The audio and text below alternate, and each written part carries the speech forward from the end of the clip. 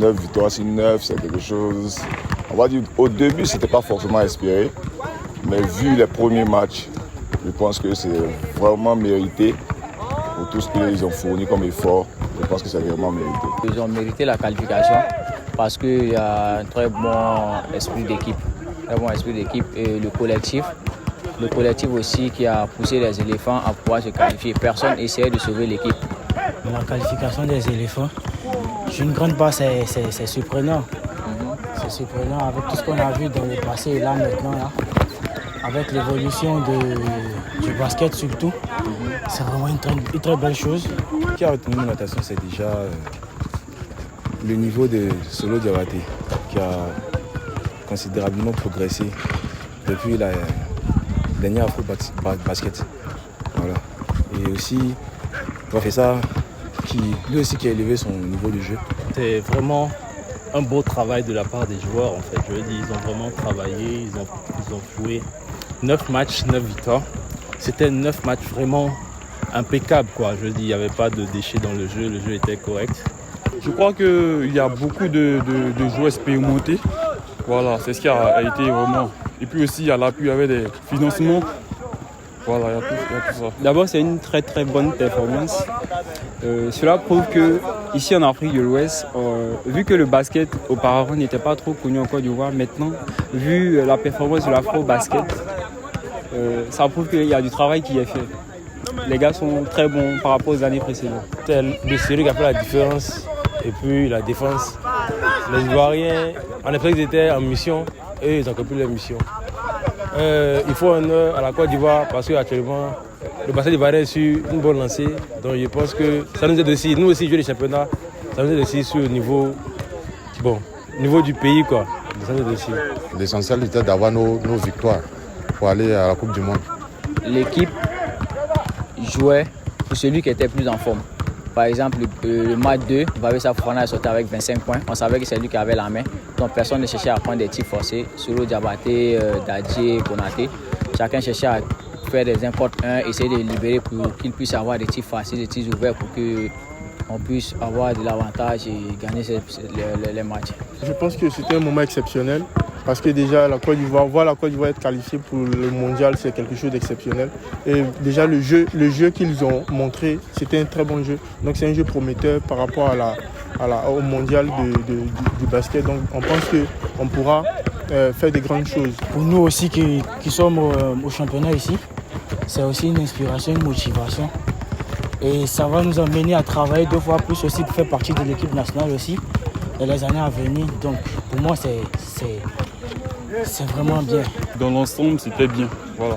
Parce qu'à 9 victoires, c'est pas toutes les équipes qui sont capables de vraiment réaliser cet espoir. Pour ma part, ils se sont améliorés au fil du temps. On a eu des joueurs tels que Diabaté et le capitaine là, qui n'étaient pas là en fait. Et on a vu que malgré ces 2 joueurs là, on est arrivé à avoir un jeu parfait. Bon, top 3, je vais choisir le pivot. Le pivot américain, ivoirien, 22 là. Alex Potra, c'est pas lui, sincèrement, il est au top. C'est un vrai joueur intelligent, qui a de bonnes qualités. Je vais prendre notre légende de Côte d'Ivoire, Kaba Stéphane, comme il s'est bonifié comme du vin. Il est toujours à de bons niveaux. Sincèrement, il se donne toujours. Et puis, il y a qui encore? Tout le reste. Top 3, je prends tout le reste.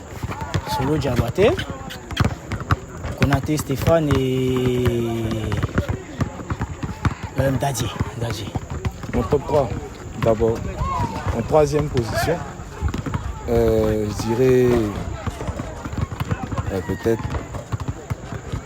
Stéphane Konaté, parce que malgré son âge, il est toujours au top. En 2e, je dirais Solo Diabaté, qui pour moi est peut-être l'un des meilleurs joueurs ivoiriens. En première position, je mettais Vafessa, qui m'a épaté. Les 3 meilleurs, je pense qu'il y a Solo, il y a Vavessa et il y a, je dirais, pour la dernière fenêtre, je pense que notre intérieur, je n'ai pas trop son nom en tête, le numéro 22 de la Côte d'Ivoire qui a beaucoup apporté. Top 3, je dirais Favessa, Fofana, Fofana et Solo Diabaté. Et puis, je crois que Thierry Dadji. Voilà. Je pense que l'équipe, chacun a apporté à chaque match. Ça sera difficile de faire sortir quand même un top 3. Pour moi, l'effectif était assez homogène en fait. Mais bon, forcément, Konaté Stéphane, qui est, on va dire, qu'on le veut ou pas, hein, c'est le leader de l'équipe. Et puis Solo, lui aussi, un ancien de l'équipe. Et puis en dernier, quand même la surprise du chef, on va dire Paul Express. Les Ivoiriens. Il y a le vieux père Kaba. Il y a... Bon, d'abord mon gars sur ses mots, espérons qu'il va participer. Et puis on a Costello. Le troisième, on va parler de Diabaté. Il y a le capitaine même, Konaté. Voilà, et puis bon, les autres, le nom m'échappe un peu, mais bon, il y a eu l'autre, le meneur. Le meneur, donc j'ai vraiment aimé parce qu'il avait une ouverture de jeu très impressionnante. Donc ce qui permettait à ses différents coéquipiers de pouvoir être à l'aise dans le jeu. Voilà, et puis bon, c'est un peu les différents gars. Je peux dire Konaté, Stéphane Konaté, le vieux, bon, lui il est toujours là. Et puis il y a Poiteres, c'est juste son nom, le nouveau. Et puis je peux dire Dadji, c'est lui qui m'a un peu impressionné dans ce truc.